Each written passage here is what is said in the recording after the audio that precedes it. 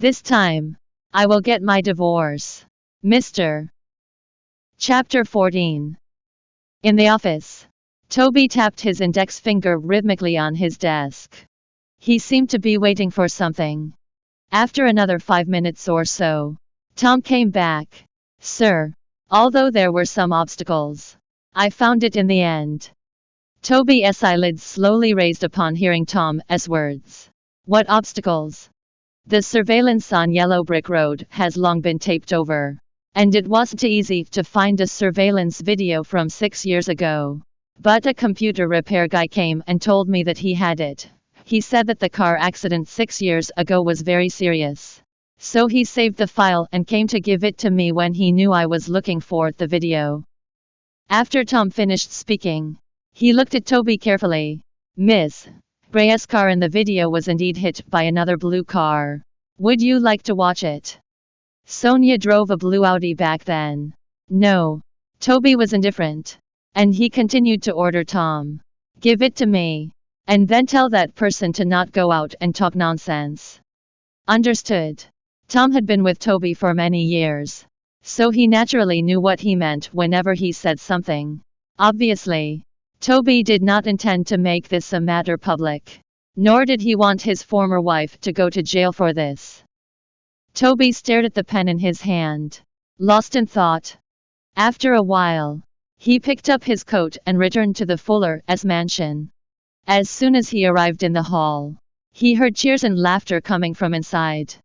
Jean and Tina were talking about something funny, and the atmosphere was very harmonious. Even Tyler, who was usually naughty and mischievous, sat quietly at the side while playing with his mobile phone. Jean noticed Toby by the door and quickly got up. Toby, you are back. Tina also stood up, all gentle and dignified.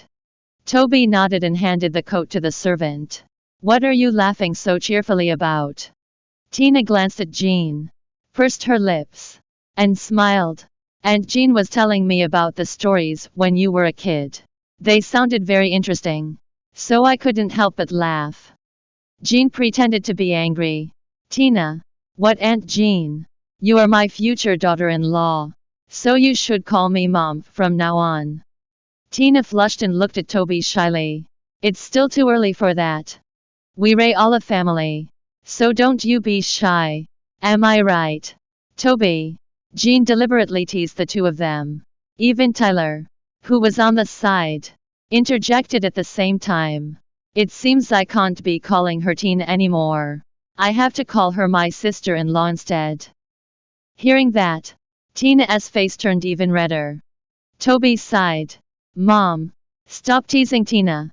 She is very thin-skinned. Jean chuckled. Oh, look at you. Already all protective over your future wife before she officially joins the family. Okay. Fine. I won't tease the two of you anymore. I will go outside and chat with the other old ladies. Tyler also smiled knowingly with an ambiguous wink. Well, I won't stay and be a third wheel here either. After they left, only the two of them remained. Tina stepped forward and held Toby's hand. She hesitated before she spoke. Toby, my dad kept asking me about the car accident recently. Did you tell him anything? Toby shook his head. No, I didn't. My father seems to know that it had something to do with Sonia, but I haven't told him. Though, that's weird. After a pause, she sighed. I've forgiven Miss Reed, and I don't want to pursue this matter. Don't you hate her? No, I don't. She is also a pitiful person. She must have loved you very much to have done such a crazy thing. Tina was so considerate, which was very comforting to Toby. Toby touched her hair, his gaze gentle as he glanced at her. Tina, you are always so kind. Just like when you were in college. I still remember that you mentioned in your letter that you saved a little mouse when you were young and put it on your bed. And when your father saw it, he almost passed out because of this. Speaking of this, the corners of his mouth also twitched. How interesting. Tina's smile froze, but she quickly cleared up her expression. Ah, what are you doing? Bringing up the past. Those are all embarrassing histories. By the way, I heard from Tyler that old Mrs. Fuller has not been in good health lately. Can I go visit her? Thinking of his grandmother's indifference to him, Toby pondered for a moment. I will take you tomorrow. Sure. After he went upstairs, Tina took out her mobile phone and dialed a number. How's it going? Miss. Everything has been settled. What should I do next? The day before the banquet. I want to see this on trending topics. Understood.